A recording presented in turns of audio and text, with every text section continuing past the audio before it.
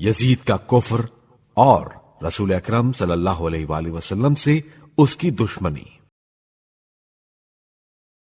یزید کے دل میں اللہ کے آخری رسول صلی اللہ علیہ وآلہ وسلم کے لیے بے حد بغض و حسد پایا جاتا تھا۔ جب اس نے نبی کی اطرت کو قتل کیا تو خوشی کے عالم میں تخت حکومت پر بیٹھا اور اپنے زوم باطل میں اپنے اجداد کا انتقام لینے میں کامیاب ہو گیا۔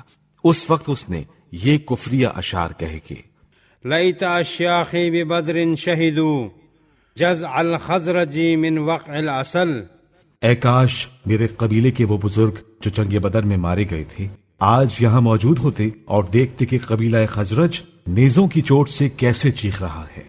لاحلوا واستحلوا فرحا ولقالوا یا یزید لا تشل، وہ خوشی میں فریاد کرتے اے یزید تیرے ہاتھ شل نہ ہوں۔ لعبت ہاشم بالملک فلا خبر جاء ولا وحی نزل، بنی ہاشم نے بادشاہت کا کھیل کھیلا تھا، نہ کوئی خبر آئی اور نہ ہی کوئی وحی نازل ہوئی تھی۔ صرف یہی اشعار ہی اس کے کفر کو ثابت کرنے کے لیے کافی ہیں، بلکہ اس سے بھی بڑھ کر یہ کہ اس نے جب عبداللہ ابن زبیر کو روکنے کے لیے ایک لشکر بھیجا اور ایک خط ابن زبیر کے نام لکھا جس میں کھلم کھلا اپنے کفر کا اظہار کرتے ہوئے تحریر کیا کہ تم آسمان سے اپنے خدا کو بلاؤ اور میں مکہ اور مشر سے اپنے لوگوں کو بلاتا ہوں۔ امام احمد ابن حنبل کا یزید کے متعلق فتویٰ بہت مشہور ہے اور کئی سنی علماء نے اپنی کتابوں میں اسے جگہ دی ہے۔ مثلا علامہ محمود آلوسی بغدادی نقل کرتے ہیں کہ امام احمد کے فرزند عبداللہ نے اپنے امام احمد سے یزید پر لعنت کرنے کے متعلق دریافت کیا، جس پر امام احمد نے جواب دیا کہ اس شخص پر کس طرح لعنت نہ کی جائے جس پر اللہ نے لعنت کی ہے۔ عبداللہ نے کہا کہ اللہ کی کتاب میرے سامنے پڑھیے تاکہ میں بھی دیکھوں کہ یزید پر قرآن میں کہاں لعنت کی گئی ہے۔ امام احمد نے ان آیات کی تلاوت کی، پھر تم سے یہ بھی توقع ہے اگر تم ملک کے حاکم ہو جاؤ تو ملک میں فساد مچانے اور قطع رحمی کرنے لگو، یہی وہ لوگ ہیں جن پر اللہ نے لعنت کی ہے۔ پھر امام احمد نے کہا کہ کیا اس سے زیادہ بھی کوئی بڑا فساد ہو سکتا ہے؟ یزید کی سلطنت 15ویں رجب 60 ہجری کو جب معاویہ ابن ابی سفیان نے وفات پائی تو اس وقت یزید اپنی ننیال میں تھا۔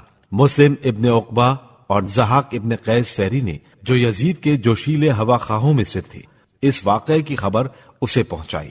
وہ فوراً وہاں سے روانہ ہو کر شام میں آیا۔ فتوحات عاصمی کوفی میں لکھا ہے یزید اپنے باپ کی قبر پر گیا اور خوب رویا اور اس کے ساتھی بھی روئے۔ پھر وہاں سے قبہ خضرا میں جو اس کے باپ کا بنایا ہوا محل تھا پہنچا۔ اس وقت اس کے سر پر ریشم کا سیاہ عمامہ تھا، باپ کی تلوار کمر پر بندھی ہوئی تھی۔ لوگوں نے آ کر اسے خلافت کی مبارکباد دی اور معاویہ کے مرنے کا پرسہ بھی دیا۔ یزید نے اس موقع پر یہ تقریر کی، اے شام کے لوگوں، تمہیں خوشخبری ہو کہ ہم حق پر ہیں اور دین کے مددگار ہیں، ہمیشہ خیر و برکت ہمارے ساتھ رہی ہے۔ آگاہ ہو کہ ان قریب ہم میں اور عراق والوں میں معرکہ آرائی ہوگی۔ آگاہ ہو 2-3 راتوں سے میں خواب دیکھ رہا ہوں کہ میرے اور عراق کے درمیان تازہ خون کا دریا بہ رہا ہے۔ ہر چند میں نے چاہا کہ اس خون کے دریا کو عبور کر جاؤں مگر نہ کر سکا۔ ابن زیاد آیا اور اس خون کے دریا کو عبور کرنے لگا اور میں دیکھتا رہا۔ شام کے رئیسوں نے کہا ہم تیری خدمت گزاری کے لیے تیار ہیں اور تیرے اشارے کے منتظر ہیں، تو جہاں جائے گا ہم بھی وہاں جائیں گے۔ عراق والوں نے ہمیں دیکھ لیا ہے، ہمارے ہاتھ میں اب بھی وہی تلواریں ہیں جن سے صفین کی لڑائی میں کام لیا گیا تھا۔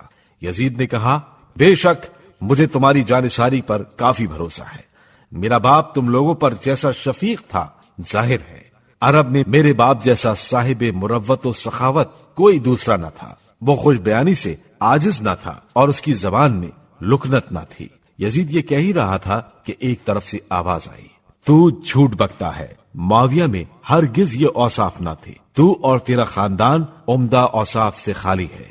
لوگ اس شخص کا کلام سن کر بگڑے اور اس کو پکڑنا چاہا، لیکن وہ جان بچا کر مجمع سے نکل گیا۔ یزید کے دوستوں میں ایک شخص عطا ابن ابی سفین تھا. اس نے کھڑے ہو کر کہا، اے امیر، دشمنوں کے کہنے کا کچھ خیال نہ کر. خوشی منا کہ اللہ نے تیرے باپ کے بعد تجھے منصب خلافت عطا کیا. آج سے تو ہمارا خلیفہ ہے اور تیرے بعد تیرا بیٹا معاویہ خلیفہ ہوگا. ہمیں تجھ سے اور تیرے بیٹے سے زیادہ عزیز کوئی دوسرا نہیں. یزید اس کی تقریر سے بہت خوش ہوا اور اس کو ایک گراں بہا خلط دے دیا. اس کے بعد یزید نے حکم دیا کہ خزانے کے منہ کھولے جائیں. امیروں، رئیسوں، سرداروں اور نامور لوگوں سے لے کر ادنا درجے کے لوگوں تک سب میں اس نے انعام تقسیم کرنے شروع کیے.